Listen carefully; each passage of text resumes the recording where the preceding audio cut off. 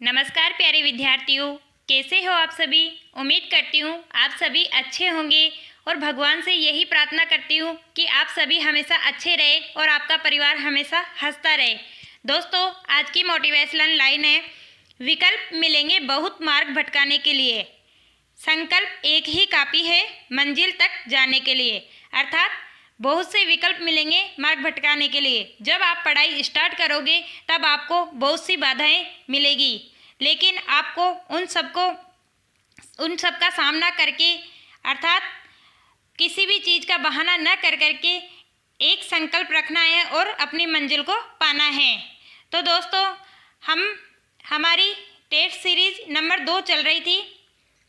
Test series number 1 हो गई और टेस्ट सीरीज़ नंबर 2 आज है। दोस्तों, ये राजस्थान एसआई और एलडीसी के लिए बहुत महत्वपूर्ण टेस्ट है।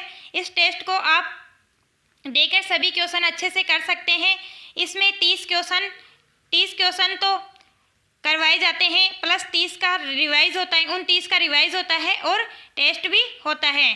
अर्थात 30 क्वेश्चन करवाएंगे और उन चारों के ऑप्शन के पोस्टमार्टम के साथ 30 क्वेश्चनों का रिवाइज और टेस्ट। तो चलिए दोस्तों, स्टार्ट करते हैं हमारा आज का पहला क्वेश्चन। आज का हमारा पहला क्वेश्चन है, राजस्थान का जनसंख्या घनत्व कितना है। राजस्थान का जनसंख्या घनत्व कितना है। तो इसका राइट आंसर क्या होगा। Option number A 202, option number B 200, option number C 928, option number D 929। तो इसका राइट आंसर है option number B. Option number B इसका राइट आंसर है 200। राजस्थान का जनसंख्या घनत्व कितना है, 200। 202 जो है ये सिरोही का जनसंख्या घनत्व है। सिरोही का जनसंख्या घनत्व कितना है, जो कि राजस्थान की जनसंख्या के घनत्व के बराबर है, का घनत्व जो किसके बराबर है, राजस्थान की जनसंख्या के बराबर है। फिर आता है 928। 928 जो है राजस्थान का लिंगानुपात है। राजस्थान का लिंगानुपात क्या है, 928। राजस्थान का लिंगानुपात 928 है। लिंगानुपात 928, राजस्थान का लिंगानुपात कितना है, 928। 929 12 जिले का लिंगानुपात है। 12 जिले का लिंगानुपात कितना है, 929, जो कि राजस्थान के लिंगानुपात के बराबर है। तो देखते हैं अगला क्वेश्चन। इसका राइट आंसर हो गया ऑप्शन नंबर बी 200। अगला क्वेश्चन है, राजस्थान में सर्वप्रथम सहकारिता की शुरुआत कब हुई थी। राजस्थान में जो सर्वप्रथम सहकारिता की शुरुआत हुई वो कब हुई। 1905, 2002, 1915, 1904।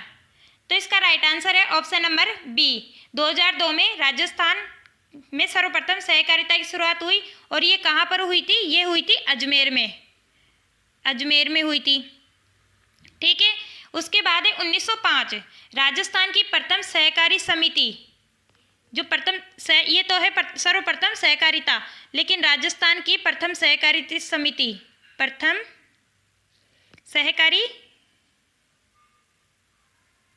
सहकारी समिति की शुरुआत कब हुई, 1905 में।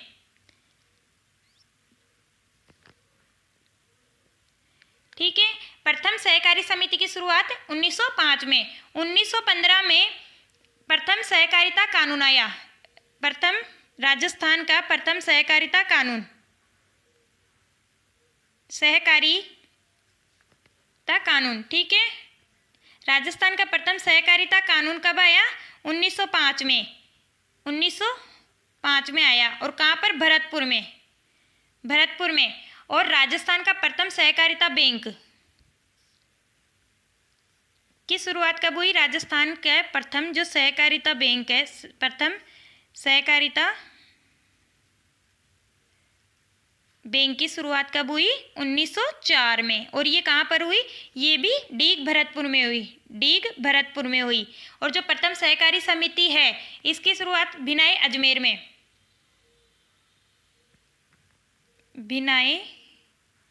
अजमेर में, ठीक है। तो इसका राइट आंसर क्या हो गया, ऑप्शन नंबर बी 2002। राजस्थान में सर्वप्रथम सहकारिता की शुरुआत। देखते हैं अगला क्वेश्चन है, कच्छी घोड़ी नृत्य करते समय निम्न में से कौन सा गीत गाया जाता है? अच्छा, कच्छी घोड़ी नृत्य करते समय कौन सा गीत गाते हैं? जब कच्छी घोड़ी का नृत्य करते हैं तो उस समय कौन सा गीत गाया जाता है? लूर, लश्करिया, ओल्यू, मरसिया। तो इसका राइट आंसर क्या है? इसका राइट आंसर है ऑप्शन नंबर बी, लश्करिया। कौन, देखो कच्छी घोड़ी जब नृत्य करते हैं तो उस समय लश्करिया भी गाया जाता है, उसके साथ बींद गाया जाता है, उसके साथ गाया जाता है रसाला गीत भी गाया जाता है, और गाया जाता है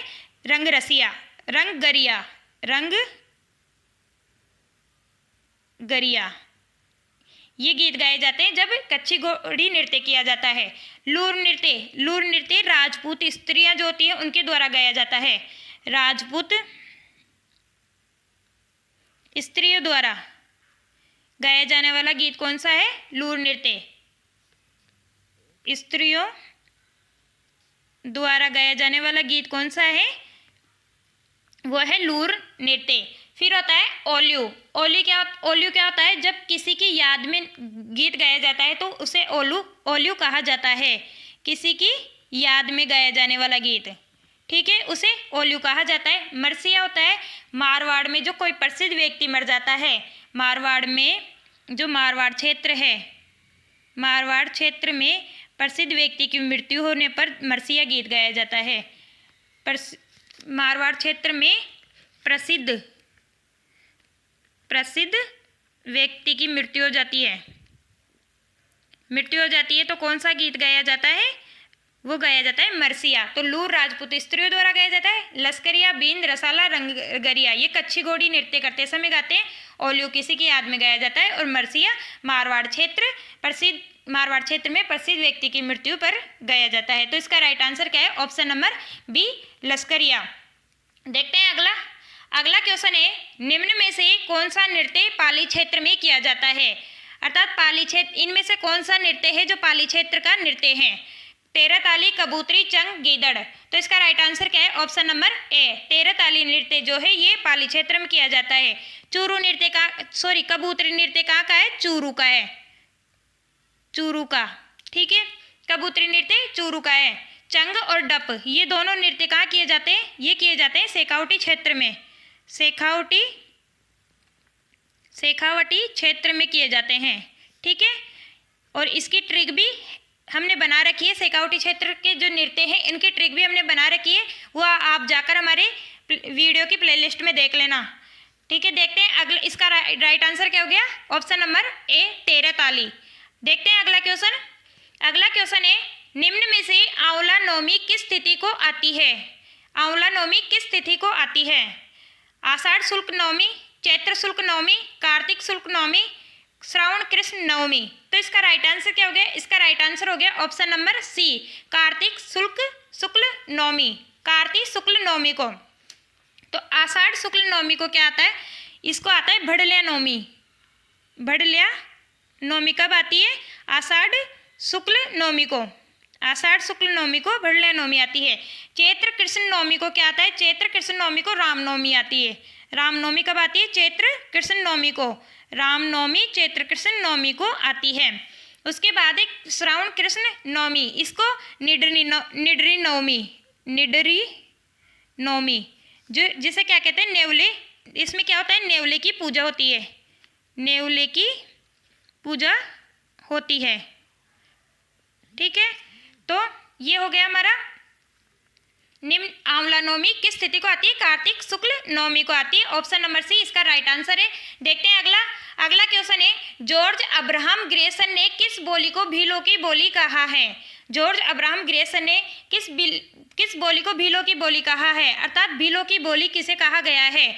तो बागड़ी, मेवाती, निमाड़ी, जगरोती। तो इसका राइट आंसर क्या है? इसका राइट आंसर है ऑप्शन नंबर ए, बागड़ी बोली को जॉर्ज अब्राहम ग्रेसन ने भीलों की बोली कहा है। और ये कहाँ पर बोली जाती है? ये दक्षिणी क्षेत्र जो होता है ना, डूंगरपुर और बांसवाड़ा में, डूंगरपुर और बांसवाड़ा में बोली जाती है, बांसवाड़ा में, ठीक है। डूंगरपुर और बांसवाड़ा क्षेत्र में बागड़ी बोली। मेवाती बोली जो है मेवात क्षेत्र में अलवर और भरतपुर, अलवर वह भरतपुर की बोलियाँ हैं। भरतपुर की बोली कौन सी है? अलवर भरतपुर की बोली वो है मेवाती। निमाड़ी बोली, निमाड़ी बोली कहाँ बोली जाती है? निमाड़ी बोली दक्षिणी राजस्थान में बोली जाती है। निमाड़ी बोली दक्षिणी राजस्थान में कौन सी बोली बोली जाती है? निमाड़ी बोली। दक्षिणी राजस्थान में निमाड़ी बोली बोली जाती है। उसके बाद है करौली की बोली। जगरोती जो है ये करौली की है। करौली क्षेत्र की कौन सी है? जगरोती। करौली क्षेत्र की जगरोती। तो इसका राइट आंसर क्या है? ऑप्शन नंबर ए, बागड़ी बोली को भीलों की बोली कहा गया है। देखते हैं अगला क्वेश्चन है, इनमें से कौन सी रचना कवि मान की रचना है? कौन सी रचना है जो कवि मान की रचना है? कवि मान की रचना है सूरज प्रकाश, खुमान रासो, राजविलास, विजयपाल रासो। तो इसका राइट आंसर क्या है? Option number C, Rajvilas. Rajvilas इसमें क्या है? इसमें जो है मेवाड़ के राज सिंह जो है उनकी उपलब्धियों का वर्णन है। मेवाड़ के राज सिंह जो है, राज सिंह जो है, इनकी उपलब्धियों का क्या है? वर्णन है। उपलब्धियों का वर्णन है। ठीक है। उसके बाद है विजयपाल रासो। ये कहाँ, ये किसकी है? ये है नल सिंह की। नल सिंह की। विजयपाल रासो किसकी रचना है? नल सिंह की। खुमान रासो के रचयिता कौन है? दलपत विजय। दलपत विजय जो है ये खुमान रासो के रचयिता हैं। दलपत विजय। सूरज प्रकाश किसकी रचना है? सूरज प्रकाश है कर्णिदान की। कर्णिदान की रचना कौन सी है? सूरज प्रकाश। और इसमें क्या है? इसमें जोधपुर के जो राठौड़ हैं, जोधपुर के जो राठौड़ हैं उनके राठौड़ शासकों का वर्णन है। जोधपुर राठौड़ शासकों का वर्णन है। ठीक है। जोधपुर राठौड़ शासकों का वर्णन किस में है? सूरज प्रकाश में, और ये कर्णिदान की है। तो इसका राइट आंसर क्या है? Option number C, Rajvilas. Mewar के राज सिंह जो है इनकी उपलब्धियों का इसमें वर्णन है राजविलास में। देखते हैं अगला क्वेश्चन। अगला क्वेश्चन है, सहरिया पंचायत की त्रिस्तर कौन कौन से हैं? सहरिया पंचायत के त्रिस्तर कौन कौन से हैं? पंचताई, एकदसिया, चौरसिया, उक्त सभी। तो इसका राइट आंसर क्या है? ऑप्शन नंबर डी, उक्त सभी। इसका राइट आंसर है ऑप्शन नंबर डी, उक्त सभी। पंचताई भी है, एकदसिया भी है और चौरसिया भी है। ये तीनों त्रिस्तर पंचायती सहरिया के पंचायती के त्रिस्तर है। ठीक है। देखते हैं अगला क्वेश्चन। अगला क्वेश्चन है, सहरिया जनजाति के लोगों द्वारा पेड़ों पर बनाई गई मचानुमा छोटी झोपड़ी को क्या कहा जाता है? जो सहरिया जनजाति है उनके द्वारा जो पेड़ों पर जो छोटी झोपड़ी बनाई जाती है मचानुमा, उसको क्या कहते हैं? तो उसको क्या कहा जाता है? तो इसका राइट आंसर है ऑप्शन नंबर डी, उसको गोपना, कोरुआ, टोपा, तीनों कहते हैं। गोपना, कोरुआ और टोपा, ये तीनों इसके राइट आंसर है। देखते हैं अगला क्वेश्चन। अगला क्वेश्चन है, प्रत्येक राज्य का एक राज्यपाल होगा, संविधान के किस अनुच्छेद में कहा गया है? प्रत्येक राज्य का एक राज्यपाल होगा, ये संविधान के कौन से अनुच्छेद में कहा गया है? 156, अनुच्छेद 156, अनुच्छेद 157, अनुच्छेद 153, अनुच्छेद 154। तो इसका राइट आंसर क्या है? अनुच्छेद 153, ऑप्शन नंबर सी इसका राइट आंसर है। और इसमें क्या, इस 153 प्रत्येक राज्य का एक राज्यपाल होगा, ये कहा गया है अनुच्छेद 153 में। और 7वां जो संविधान संशोधन है, 7वां संविधान संशोधन 1956 के तहत क्या कहा गया है कि एक राज्यपाल जो है, एक ही व्यक्ति 2 या 2 से अधिक राज्यों का राज्यपाल हो सकता है। एक ही व्यक्ति जो है वो 2 या 2 से अधिक राज्यों का राज्यपाल हो सकता है। ठीक है। और अनुच्छेद 154 में क्या है? अनुच्छेद 154 में है, राज्यपाल की समस्त कार्यपालिका शक्ति जो है वो राज्यपाल में नियुक्त होगी। समस्त जो कार्यपालिका शक्ति है, समस्त कार्यपालिका शक्ति किस में निहित होगी? राज्यपाल में। समस्त कार्यपालिका शक्ति राज्यपाल में निहित होगी। ठीक है, निहित होगी। अनुच्छेद 154 के अनुसार समस्त जो राज्यपाल की समस्त कार्यपालिका शक्ति है वो राज्यपाल में निहित होगी। अनुच्छेद 157 में क्या है? अनुच्छेद 157 में राज्यपाल की योग्यताएं, क्या है? राज्यपाल की योग्यताएं। राज्यपाल की योग्यताएं किस में है? अनुच्छेद 157 में। अनुच्छेद 156 में राज्यपाल का कार्यकाल, इसमें क्या है, कार्यकाल है। राज्यपाल का कार्यकाल किसमें है, अनुच्छेद 157 में। तो इसका राइट आंसर क्या हो गया, ऑप्शन नंबर सी इसका राइट आंसर हो गया। अनुच्छेद 153 में राज्य का एक राज्यपाल होगा, ये कहा गया है। देखते हैं अगला क्वेश्चन है, राज्यपाल का कार्यकाल कितना होता है। राज्यपाल का कार्यकाल कितना होता है। ऑप्शन नंबर ए 5 वर्ष, 6 वर्ष, 7 वर्ष, निर्धारित नहीं है। तो इसका राइट आंसर क्या है, ऑप्शन नंबर ए 5 वर्ष। राज्यपाल का जो कार्यकाल होता है वो 5 वर्ष होता है। कौन से अनुच्छेद में कहा गया है, कार्यकाल कौन से अनुच्छेद में, कार्यकाल अनुच्छेद 156 में। अभी हमने पढ़ा था आगे, अनुच्छेद 156 में कार्यकाल दिया हुआ है ना। लेकिन जो राज्यपाल होता है वो राष्ट्रपति के प्रसाद पर्यंत कार्य करता है। राज्यपाल किसके प्रसाद पर्यंत कार्य करता है, राष्ट्रपति के प्रसाद। राज्यपाल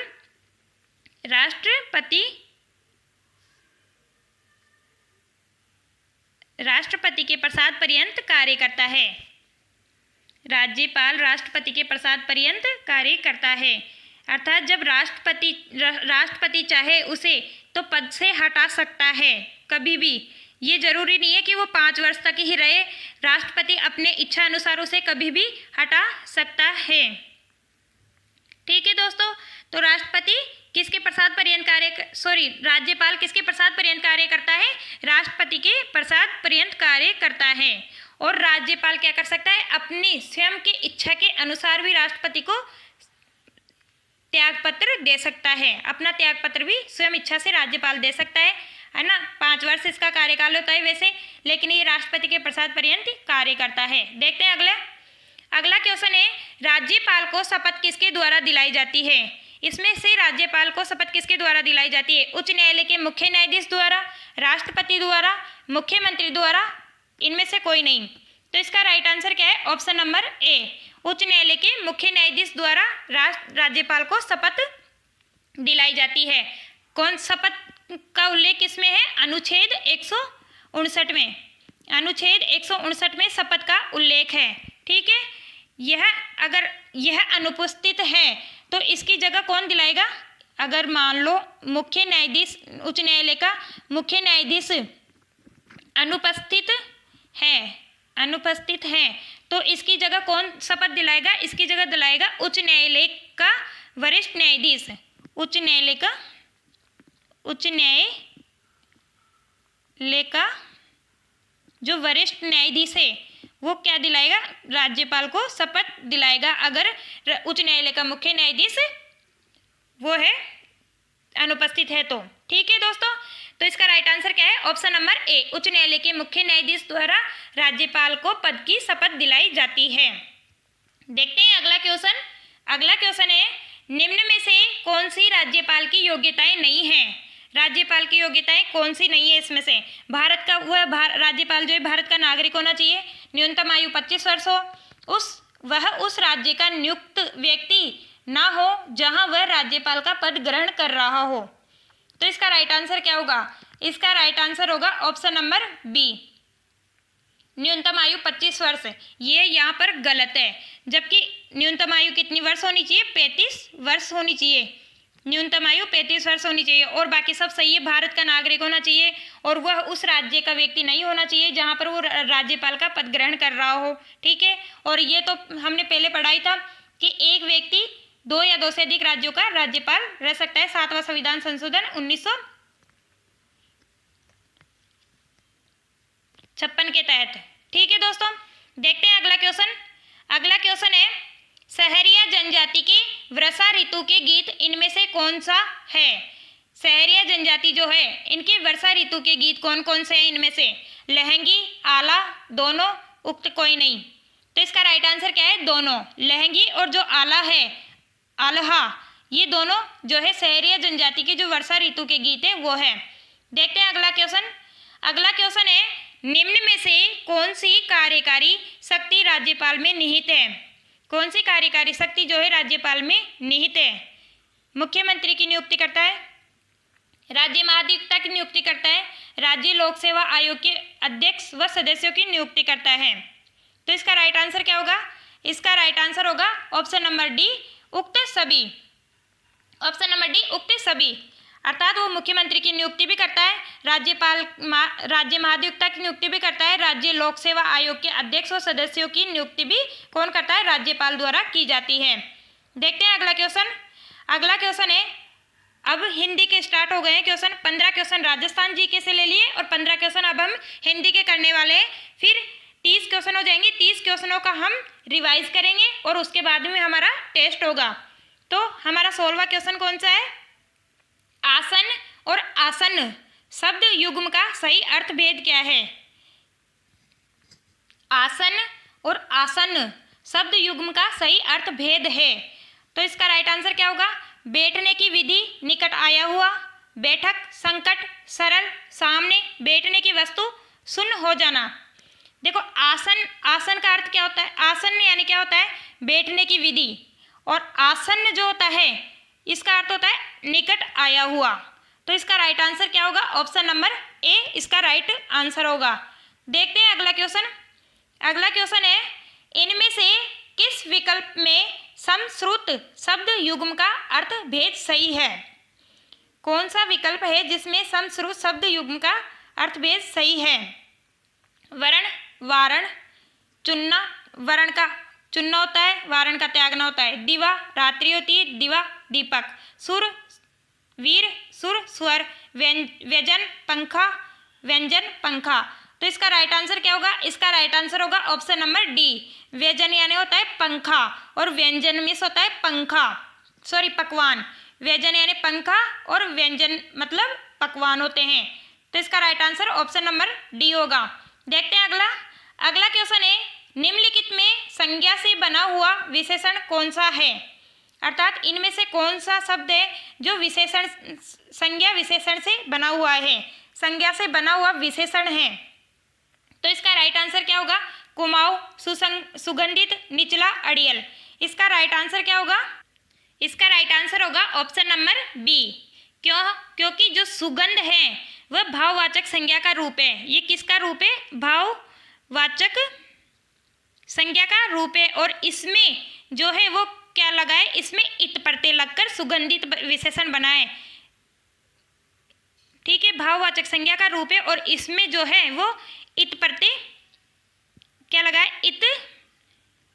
इत प्रत्यय लगकर ये विशेषण बना है। ठीक है, इत प्रत्यय लगकर विशेषण का रूप दे रहा है। तो इसका राइट आंसर क्या हो गया, ऑप्शन नंबर बी, सुगंधित। तो देखते हैं अगला क्वेश्चन। अगला क्वेश्चन है, इनमें से किस विकल्प की सभी शब्द संज्ञा से बने हुए विशेषण है। इनमें से किस विकल्प के सभी शब्द संज्ञा से बने हुए विशेषण हैं। तो इसका राइट आंसर क्या होगा, दयनीय, अगला, दैनिक, अड़ियल, कथ्य, दैहिक, मानवीय, बाहरी। तो इसका राइट आंसर होगा ऑप्शन नंबर सी, कथ्य और दैहिक। इसका राइट आंसर क्या होगा, ऑप्शन नंबर सी, कथ्य व दैहिक। कथ्य व दैहिक ये दोनों जो शब्द हैं वह कथा व देह रूप संज्ञाओं से निर्मित है। किस किस से, देह जो, एक मिनट, कथ्य, कथा प्लस देह रूप से बने हुए हैं,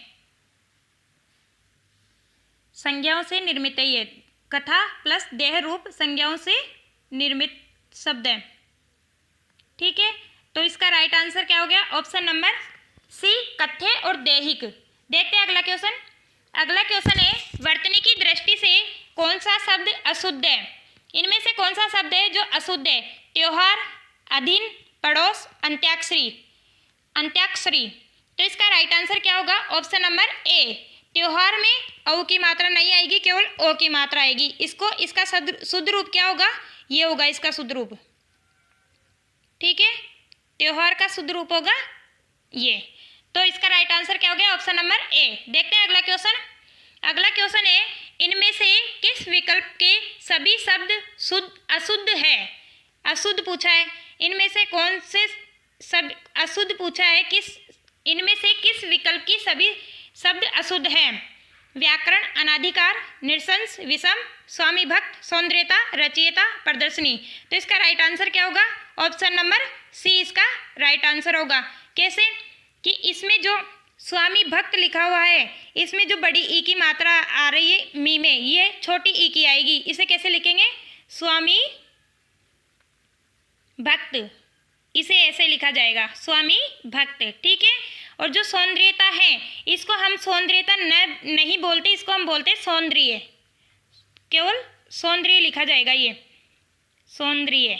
ठीक है। तो ये हमारा राइट आंसर हो गया ऑप्शन नंबर सी। देखते हैं अगला क्वेश्चन। अगला क्वेश्चन है, निम्नलिखित में शुद्ध वाक्य कौन सा है? इनमें से शुद्ध वाक्य कौन सा है? तेरे को कितनी बार मना किया है? वह चलते चलते खा रही है। एक खाने की थाली लगाओ। कृपया मेरी प्रार्थना स्वीकारने की कृपा करें। तो इसका राइट आंसर क्या होगा? इसमें शुद्ध रूप है ऑप्शन नंबर 20 का राइट आंसर होगा, वह चलते चलते खा रही है। देखते हैं अगला क्वेश्चन। अगला क्वेश्चन है, विशेषण की दृष्टि से कौन सा वाक्य अशुद्ध है? विशेषण की दृष्टि से पूछा है यहाँ पर कि कौन सा वाक्य अशुद्ध है। ठीक है। मेरे पूजनीय पिताजी आ रहे हैं। अशुद्ध पूछा है, अशुद्ध। मेरे पूजनीय पिताजी आ रहे हैं। यहाँ ताजी सब्जियां मिलती है। ख्यात आतंकवादी पकड़ा गया। मंदिर में श्रद्धालु भक्तों की भीड़ थी। तो इसका राइट आंसर क्या होगा? Option number C. Option number C इसका राइट आंसर होगा, क्योंकि यहाँ पर जो ख्यात है, ख्यात की जगह क्या आएगा? कुख्यात आएगा। कुख्यात, ख्यात की जगह क्या आएगा? कुख्यात आएगा। ख्यात की जगह कुख्यात आएगा, तब जाकर ये सही शुद्ध रूप होगा। ठीक है। कुख्यात आतंकवादी पकड़ा गया, ये इसका शुद्ध रूप है। देखते हैं अगला क्वेश्चन।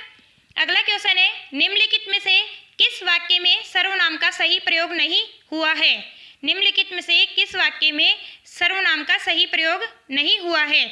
इसमें सर्वनाम का सही प्रयोग के बारे में पूछा है। तो हमें अपना काम करने दीजिए। तुम अपनी कक्षा में जाओ। ये काम तुझसे नहीं होगा। मेरे को यह रुचिकर नहीं है। तो इसका राइट आंसर क्या है? ऑप्शन नंबर डी इसका राइट आंसर है। बोलने में ही आ रहा है ना, मेरे को रुचिकर नहीं है, तो अर्थात यहाँ पर मेरे की जगह क्या आएगा? मुझे। मुझे को रुचिकर नहीं है, मुझे यह रुचिकर नहीं है। मेरे को जो है, इसकी जगह क्या आएगा? मुझे। मुझे। तो इसका राइट आंसर, इसका शुद्ध रूप क्या होगा? मुझे यह रुचिकर नहीं है। तो इसका राइट आंसर है ऑप्शन नंबर डी। देखते हैं अगला। अगला क्वेश्चन है, इनमें से किस वाक्य में वचन संबंधी अशुद्धि है? अब वचन संबंधी अशुद्धि पूछी है इसमें।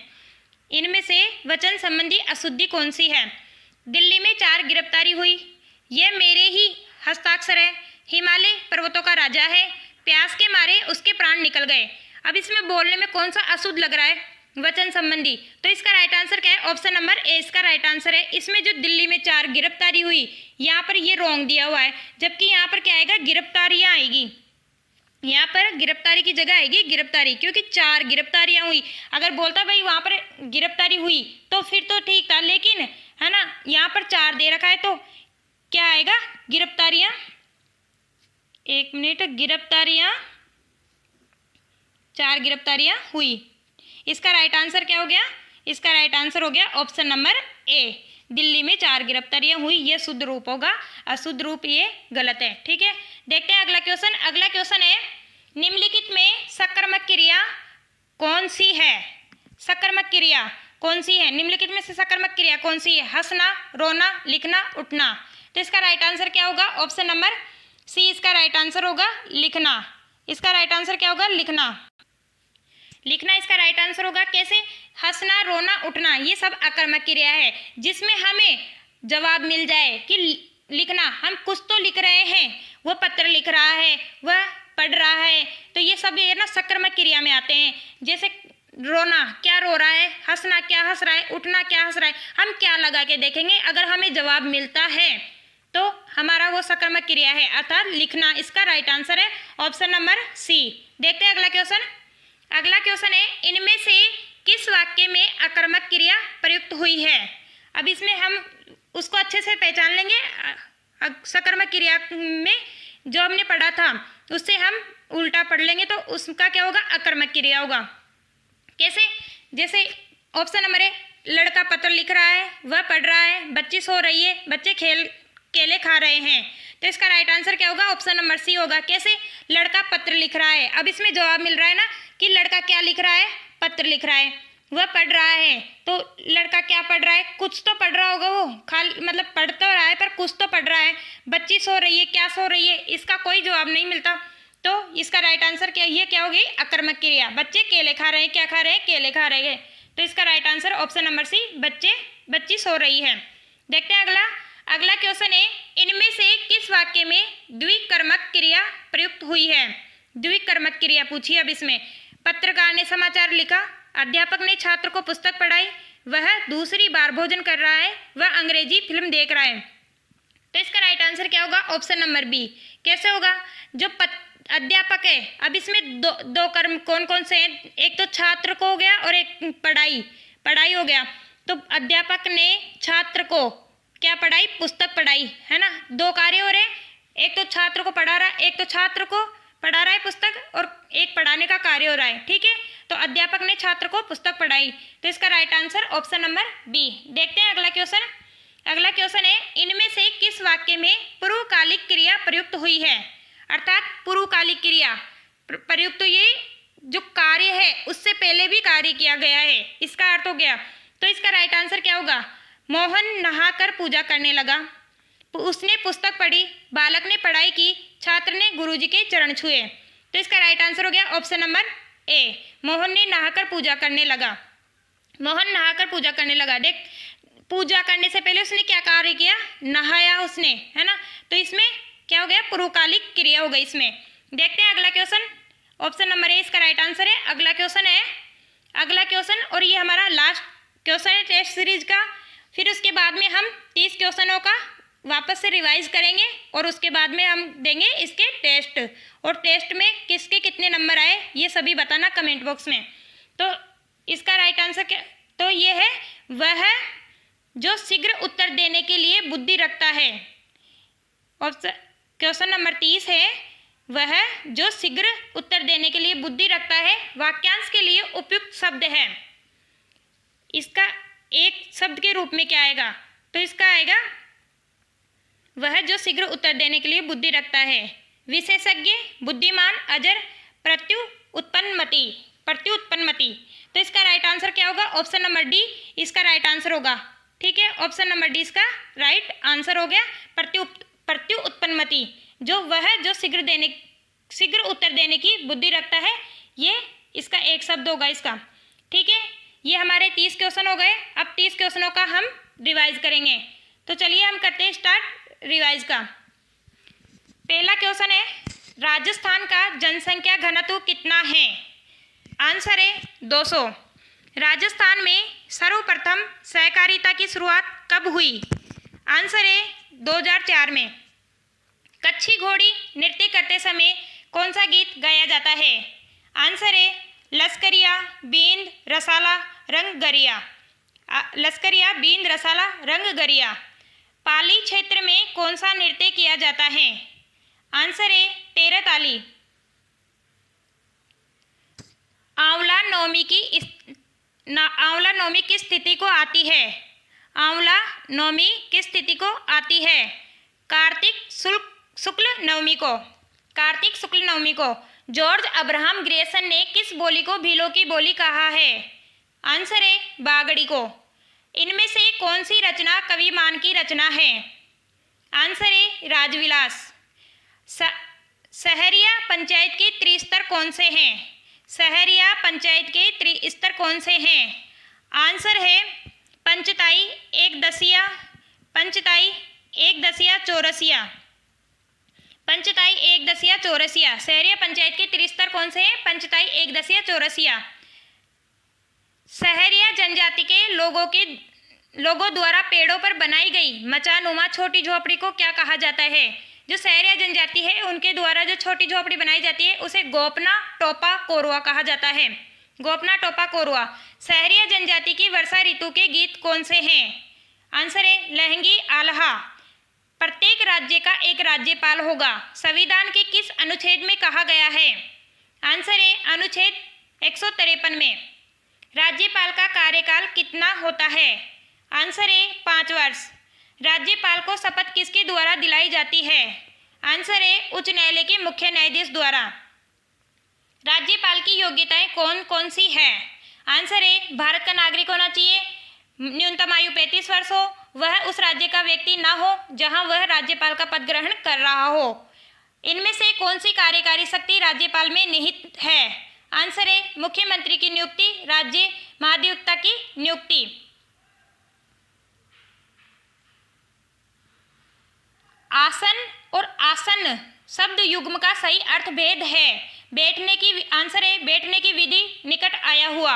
इनमें से किस विकल्प में समश्रुत शब्द युग्म का अर्थ भेद सही है? आंसर है व्यंजन, व्यंजन, व्यंजन का पंखा और व्यंजन का पकवान। निम्नलिखित में संज्ञा से बना हुआ विशेषण कौन सा है? आंसर है सुगंधित। इनमें से किस विकल्प के सभी शब्द संज्ञा से बने हुए विशेषण हैं?